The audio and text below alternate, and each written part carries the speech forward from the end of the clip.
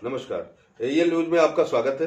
आज हमारे बीच में लखनऊ सीतापुर के डॉक्टर रवि सिन्हा मौजूद हैं, जो कि सीतापुर के सबसे बड़े कोविड अस्पताल के प्रभारी एवं हिंद मेडिकल कॉलेज के मुख्य चिकित्सा अधीक्षक हैं। हम उनसे चर्चा करेंगे कि जिस तरीके से लोग कोरोना वैक्सीन को लेकर के उसके बारे में जानकारियां पाने के लिए लोग बहुत उत्सुक हैं। तो डॉक्टर साहब से पूछेंगे कि जो कोरोना वैक्सीन बन रही है वो किस तरीके से, कौन कौन सी कंपनियां बना रही हैं और किस तरीके से ये लगेगी।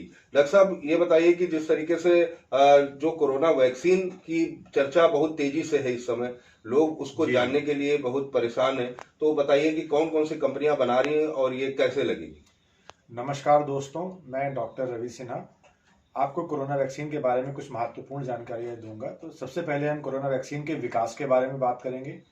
कोरोना वैक्सीन को बहुत सारे अग्रणी देश काफ़ी दिनों से बनाने के प्रयास में लगे थे, जिनमें प्रमुख रूप से अमेरिका है, रशिया है, चाइना है, इंडिया है, जापान, ब्राज़ील वगैरह कई देश इसमें लगे हुए थे। और उनमें से कुछ देशों को आंशिक और कुछ देशों को पूर्ण रूप से सफलता मिल चुकी है। इसको बनाने में प्रमुख रूप से फाइजर और सीरम नाम की कंपनियां आगे आई हैं, जिन्होंने इसको डेवलप किया है और इसका निर्माण कर रही हैं। भारत में फाइजर और सीरम इस वैक्सीन का निर्माण कर रही हैं। इसके अलावा रशिया की एक स्पुतनिक नाम की वैक्सीन है, वो भी भारत देश में उम्मीद है कि यहाँ पर उपलब्ध होगी। इस वैक्सीन के निर्माण में 3 प्रकार के स्टेज 3 ट्रायल किए जाते हैं, स्टेज 1, स्टेज 2 और स्टेज 3। तीनों ट्रायल्स क्लियर होने के बाद ही वैक्सीन को मार्केट में WHO और FDA के अप्रूवल के बाद, ये दोनों संस्थाएं अमेरिका की संस्थाएं हैं, जिसमें से फूड डेवलपमेंट अथॉरिटी और वर्ल्ड हेल्थ ऑर्गेनाइजेशन, ये दोनों मिलकर इसको सर्टिफाई करती हैं और इस वैक्सीन को इसके बाद लॉन्च किया जाता है। आमतौर पर कोई भी वैक्सीन डेवलप होने में कई साल का समय ले लेती है, लेकिन कोविड एक ऐसी महामारी रही है, पैंडेमिक, जिसने पूरे दुनिया को अपनी चपेट में लिया है। इसलिए सभी कंपनियों को बहुत फास्टली, हेस्टली इस वैक्सीन को डेवलप करना पड़ा। आप देख रहे हैं 8-10 महीने का टाइम हुआ है और इस दौरान ही सभी देश वैक्सीन को निर्माण करने की होड़ में एक दूसरे से आगे निकलने के लिए जल्दी से जल्दी इसमें अपने क्लिनिकल ट्रायल को पूरा करके उन्होंने इस वैक्सीन का निर्माण कर लिया है। क्योंकि इसमें आपको पता है, जैसे कि पूरे दुनिया के लोगों को ये लगनी है, तो इसमें बहुत ज़्यादा बड़ी पूंजी भी स्टेक पर है, बहुत सारे डॉलर्स, बहुत सारा पैसा इसमें लगा हुआ है लोगों का, और बहुत सारे लोगों को लगना है। तो ये इस वजह से सभी लोग इस होड़ में थे कि कौन इसको जल्दी से जल्दी बना ले। जी अच्छा डॉक्टर साहब, ये बताइए कि जिस तरीके से भारत सरकार ने कहा है कि पहले 30 करोड़ लोगों को ये वैक्सीन लगेगी, तो वो किस तरीके से लगेगी, इसके बारे में हमारे दर्शकों को बताएं। जी, इसके बारे में आपको ये जानकारी दूंगा कि हमारे माननीय प्रधानमंत्री मोदी जी और हमारे उत्तर प्रदेश के मुख्यमंत्री श्री योगी जी, इन लोगों ने इस वैक्सीन को यहाँ लोगों को लगवाने का संकल्प लिया है और उस वैक्सीन को उपलब्ध कराने और लगाने की प्रक्रिया के जो चरण हैं, उसमें सरकार हम जैसे चिकित्सा प्रभारियों से यह जानकारी संकलित कर रही है कि किन किन क्षेत्रों में, कितने अस्पतालों में, कितने मेडिकल कॉलेजों में कितने हेल्थ वर्कर्स काम कर रहे हैं, जिन्हें प्रथमतया इन वैक्सीन्स की जरूरत होगी। उसके बाद इस वैक्सीन को चरणबद्ध तरीके से उपलब्ध कराया जाएगा और चरणबद्ध तरीके से लोगों को लगाया जाएगा। इसके बारे में मैं आपको बताता हूं कि जो भारत सरकार ने डिसाइड किया है, उसमें प्रथम चरण में सारे चिकित्सा कर्मियों में डॉक्टर्स भी हैं, चिकित्सा के छात्र हो सकते हैं, नर्सिंग स्टाफ, पैरामेडिकल स्टाफ एवं वो समस्त लोग जो कोविड के मरीजों की सेवा में लगे हुए हैं किसी भी प्रकार से।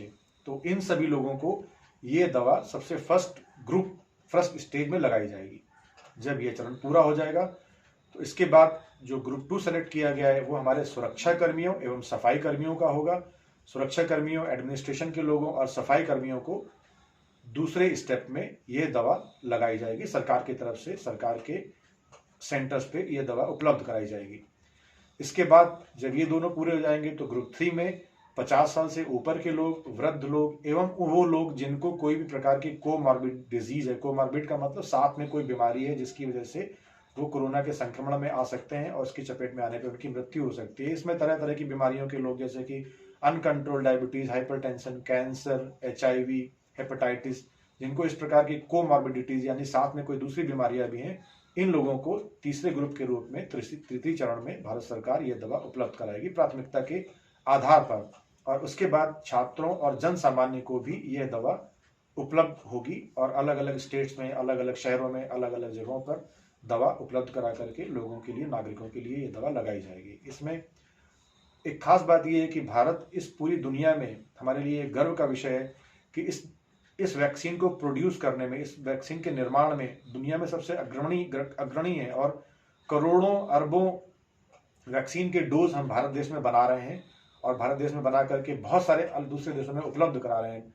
गर्व की बात है कि भारत की वैक्सीन अमेरिका, यूके, ब्राज़ील और बहुत सारी जगहों से इन्हें ऑर्डर्स मिले हैं और ये वैक्सीन जो दुनिया भर के लोग लगाएंगे, अफ्रीका से लेकर के एशिया, यूरोप, इन सब जगह, वो वहाँ पर भारत की वैक्सीन प्रमुखता से सबको लगाई जाएगी, क्योंकि भारत के पास ही इतना बड़ा इंफ्रास्ट्रक्चर है मेडिकल और फार्मास्यूटिकल्स में, जो इतनी सारी वैक्सीन्स को इतने कम समय में दुनिया को उपलब्ध करा सके।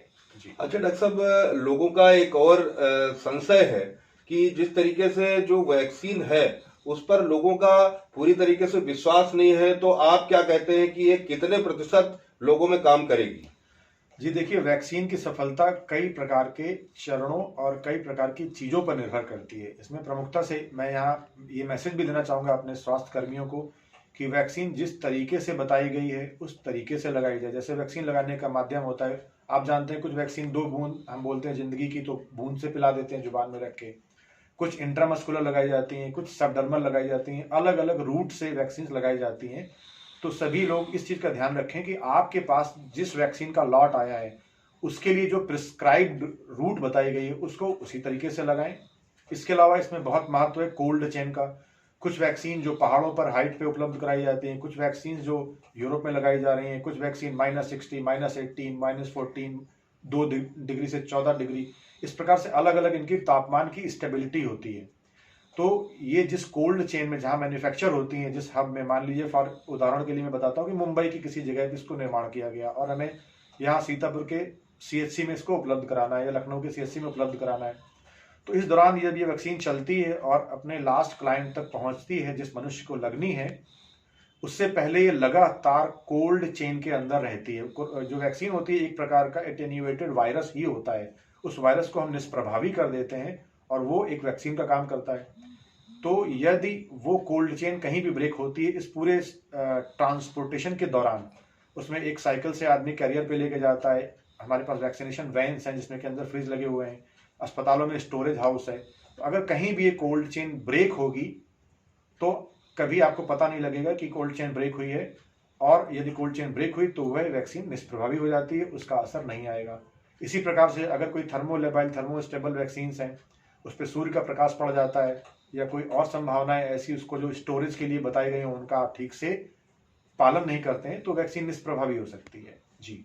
अच्छा, एक सवाल और है डॉक्टर साहब, जिस तरीके से शिक्षा व्यवस्था को देखते हुए जब से ये कोरोना चालू हुआ है उसके बाद से जो बच्चों की पढ़ाई में, जो विद्यार्थी हैं उनकी पढ़ाई में जिस तरीके से बाधाएं आ रही हैं, क्या उनके लिए वैक्सीन का कोई सरकार की ओर से निर्देश है?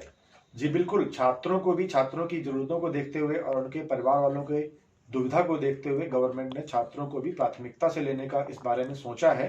लेकिन ये बात है कि उनसे पहले भी कुछ लोगों को, जैसे हमने आपको पहले ही बताया कि सुरक्षा कर्मी है, चिकित्सा कर्मी है, जो कि डायरेक्टली एक्सपोज्ड हैं इस बीमारी के लिए, उनको हम पहले लगाएंगे। इसके बाद मुझे पूरा विश्वास है कि हमारे प्रधानमंत्री जी एक ऐसी स्कीम लेकर के आएंगे जिसमें हम सभी छात्रों को, स्कूल में पढ़ने वाले नन्हे मुन्ने बच्चों को और बड़े छात्रों को यह वैक्सीन सरकार की तरफ से उपलब्ध कराई जाएगी। धन्यवाद डॉक्टर साहब। देखिए, डॉक्टर साहब ने जो जानकारी दी बहुत ही महत्वपूर्ण जानकारी है। डॉक्टर साहब ने जिस तरीके से बताया कि अगर सावधानी नहीं रखी गई तो वैक्सीन हो सकता है कि उसका असर कम हो जाए, और विद्यार्थियों को भी चिंता का विषय जो है वो बहुत जल्द खत्म होने वाला है और विद्यार्थी अपनी अच्छे से पढ़ाई वो कर सकेंगे। इसको डॉक्टर साहब ने पूरी जानकारी दी। अच्छा डॉक्टर साहब, आपसे एक आखिरी सवाल और है मेरा कि जिस तरीके से ये वैक्सीन जो लगाई जाएगी, ये कितने डोज में लोगों को दी जाएगी, इसके बारे में बताइए। देखिए, इसमें अलग अलग कंपनियों की अलग अलग रिकमेंडेशन हो सकती हैं, लेकिन अभी जो स्टैंडर्ड जानकारी आ रही है वो ये है कि ये कोरोना की वैक्सीन 2 डोज में लगेगी, जिसमें एक डे 1 पे लगेगी और उसके 28 दिन के बाद उसी वैक्सीन कंपनी की, उसी बैच नंबर की सेम वैक्सीन होनी चाहिए, वो आपको 28 दिनों के बाद सेकेंड डोज में लगाई जाएगी। जी, धन्यवाद। सदा वसंत कैमरामैन के साथ मनीष सच्चिदानंद, लखनऊ।